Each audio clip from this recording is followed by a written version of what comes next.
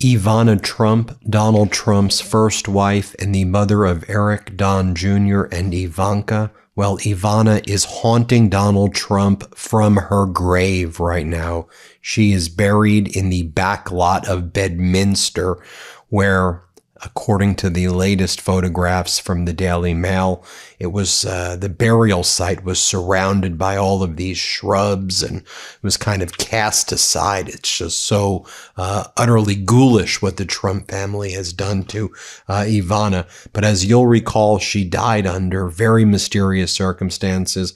Back on July 14th, 2022, she was found unresponsive in her Upper East Side Manhattan apartment after allegedly falling down a steep set of spiral stairs. You see right here those spiral stairs, which it's alleged that she was walking down and then slipped and fell, and then paramedics allegedly responded to a call for cardiac arrest around 12:30 p.m. and pronounced her dead at the scene. The New York City office of the chief medical examiner ruled the cause of death blunt impact injuries to the torso from the fall, and the manner of death was called accidental. You'll remember the scene where then her alleged casket was moved and then it was transferred to Bedminster. You can see on this map right here where it was buried in Bedminster. It's kind of like right behind the first tee, kind of in like the like the foresty area. I mean, they just, again, like just kind of put it aside in like in that area. But let's talk about what's going down, because you know, her name appeared recently in the Epstein files as well. We know that she was friends with Ghislaine Maxwell. She was described as being close friends with Ghislaine Maxwell. And also, as Donald Trump continues to go out of his way to help Vladimir Putin, there are indeed connections in the form of investigation that was actually taking place, counterintelligence investigations into potential connections of Ivana in Czechoslovakia, where her father was allegedly working in the intelligence services there. And then Donald Trump and Ivana took a very suspicious trip to Russia in 1987 with a KGB sponsored group, and they were given a tour there. But you take a look at some of these documents from the Epstein files, like this message right here from Hollywood publicist Peggy Segal to Jeffrey Epstein. This is in 2009 about Donald Trump's ex-wife, Ivana. Here's what this email said that's been surfacing lately. It says, on the way to Club 55 for the last time. It says, saw Ivana Trump last night. She is a shell of the gal she was from all of the booze. Very sad. Barely recognizes her friends. Joan Collins holding court. Have to schlep to her mountaintop cabin for cocktails, got out of dinner. So she's mentioned that way. You know, and then of course there is the interview that Donald Trump gave recently with CBS, where, well, I'll just show you what he said after the manifesto surfaced from the individual who they were alleging was the shooter in the DC Correspondents' Dinner. Here, play this clip of what Donald Trump said, just to remind you. You're horrible people, horrible people. Yeah, he did write that. I'm not a rapist. I didn't rape anybody. Do you think he was referring to you? Excuse me. I'm not a pedophile. You read that crap from some sick person. I got associated with all stuff that has nothing to do with me. Now, I want to give you a trigger warning here, but as Donald Trump said that, you can see what was going on in his mind, because The Last Tycoon, a biography of Donald Trump, and it's called The Lost Tycoon, rather, The Many Lives of Donald Trump by Harry Hurt. And here's what was described in this book by Harry Hurt. And again, trigger warning right here. This is about Ivana Trump. Ivana Trump has been relaxing in the master bedroom of the Trump Tower triplex, thinking about the trip she will be going to take to Tahiti. The trip will not just be for a vacation. It has to do with the Donald's business. Lori Edis, the widow of the late Trump gaming division executive Mark Edis, will be going with her. Ivana has been hoping the trip will help them get over the tragedy of the helicopter crash. Suddenly, according to Ivana, the Donald storms into the room. He's looking very angry and he's cursing out loud. "Your fucking doctor has ruined me," he screams. The Donald flings Ivana down onto the bed. Then he pins back her arms and grabs her by the hair. The part of her head he's grabbing corresponds to the spot on his head where the scalp reduction operation has been done. The Donald starts ripping out Ivana's hair by the handful as if he's trying to make her feel the same kind of pain that he's feeling. Ivana starts crying and screaming. The entire bed is being covered with strands of her golden locks, but the Donald does not finish. He rips off her clothes and unzips his pants. Then he jams his penis inside her for the first time in more than 16 months. Ivana is terrified. This is not lovemaking. This is not romantic sex. It is a violent assault. She later describes what the Donald is doing to her in no uncertain terms. According to the version she repeats to some of her closest confidants, "He raped me." When the Donald finally pulls out, Ivana jumps up from the bed. Then she runs upstairs to her mother's room. She locks the door and stays there crying for the rest of the night. The next morning, Ivana musters up the courage to return to the master bedroom. The Donald is there waiting for her. He leaves no doubt that he knows exactly what he did to her the night before. As she looks in horror at the ripped out hair scattered all over the bed, he glares at her and asks with a menacing casualness, "Does it hurt?" On April 7, 1993, when the first printing of The Lost Tycoon was awaiting shipment, the publisher, who had met with Donald Trump and his lawyers on March 3rd, received the following communication from Donald Trump's lawyers. The statement by Ivana Trump does not contradict or invalidate any information contained in this book, and it is included here only to give full expression to differing points of view on an important event. Let me just share with you what Harry Hurt says himself, so you don't have to hear it from me. This was the Trump biographer, and here's what he says, and then he reads the statement from Ivana after this was published. Here, play this clip.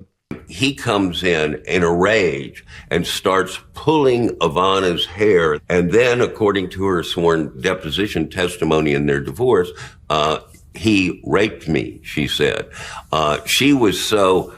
this was according to her deposition. Sworn under oath during the divorce case. He raped me. He raped me. At this point, she is terrified. She runs out of the room, runs down the hall to her mother's room, and locks the door behind her, stays up crying all night. The next morning, again, according to her testimony, she comes creeping out of the thing, sees him, and he goes, "Did it hurt?" The subsequent divorce settlement included a gagging order, preventing Ivana from publicly discussing their marriage. When Hurt's book was published, it included a statement from Ivana.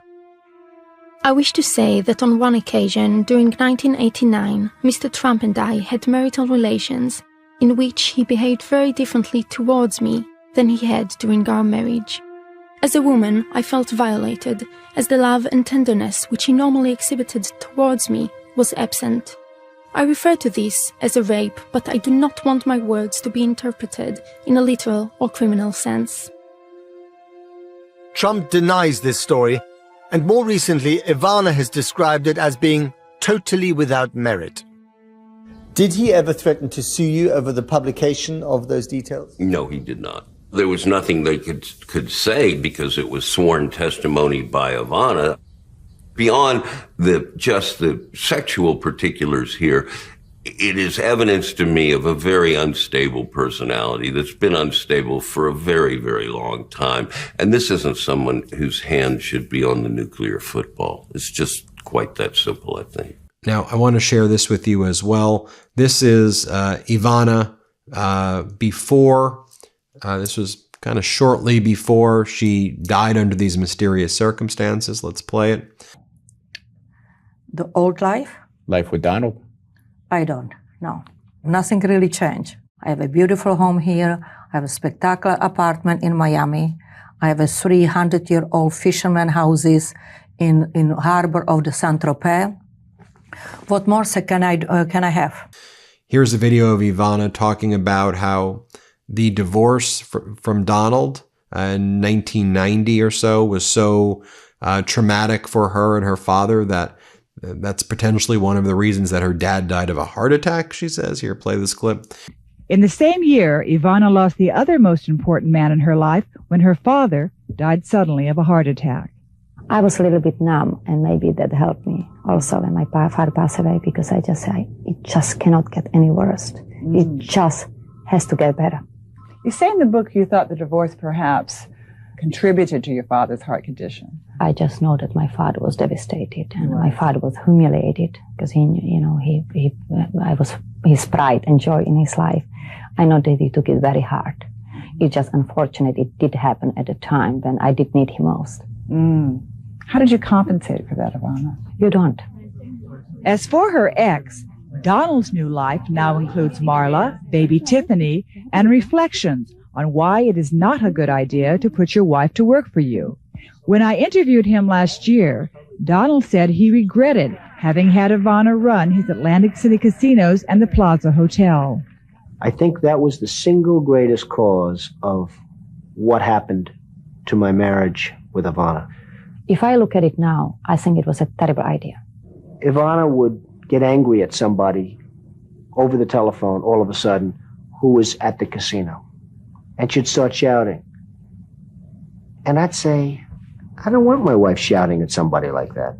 Well, if you go into work and if you have 4,500 employees and the vice presidents, you cannot be a little pussycat. There was a great softness to Ivana, and she still has that softness. But during this period of time, she became an executive, not a wife. Suddenly the whole romance and whole evening goes because you're talking business and you're talking what has to be done and repaired and this, rather than being romantic with each other. And here was Donald Trump and Ivana on Oprah. You can see how Donald Trump treated her on Oprah. Here, play this clip. You all argue? Yes, but not greatly. I'll tell you truthfully, we don't have tremendous fights. We should have world record-setting fights, but we really don't. We get along very well, and there's not a lot of disagreement because ultimately Ivana does exactly as I tell her to do. See, wait a minute. Chauvinist. Right, men? Is that right? Huh? Then there's this from The Guardian. Czechoslovakia ramped up spying on Trump in the late 1980s. The Communist Intelligence Service in Prague stepped up its spying campaign against Donald Trump in the late 1980s, targeting him to gain information about the upper echelons of the U.S. government. It goes and talks about how the Czechoslovakian secret police carry out a long-term spying mission against Trump following his marriage in 1977 to his first wife, Ivana. It talks about Ivana's father, Milo Zelnik, gave regular information to the local secret police about his daughter's visits from the U.S. on his celebrity son-in-law's career in New York. Zelnik was classified as a conspiratorial informer.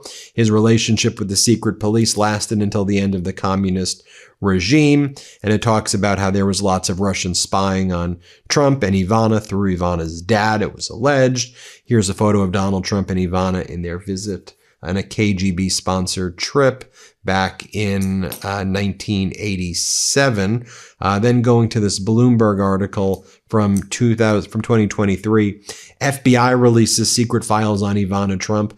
Donald Trump's first wife, Ivana, was under FBI counterintelligence inquiry into allegations about her connections in her home country of Czechoslovakia in the 1990s, according to excerpts from her FBI file obtained by Bloomberg. The inquiry spans several countries, with U.S. legal attaches in Canada and Europe instructed to inquire about the circumstances of her immigration from then communist Czechoslovakia to Austria, and then later to Canada, and then to look into her associations with individuals associated with the KGB and with secret police there as well. And then I'll leave you with this also. Well, two more facts. Ivana's townhouse where she died recently sold for $14 million after a $12.5 million price cut.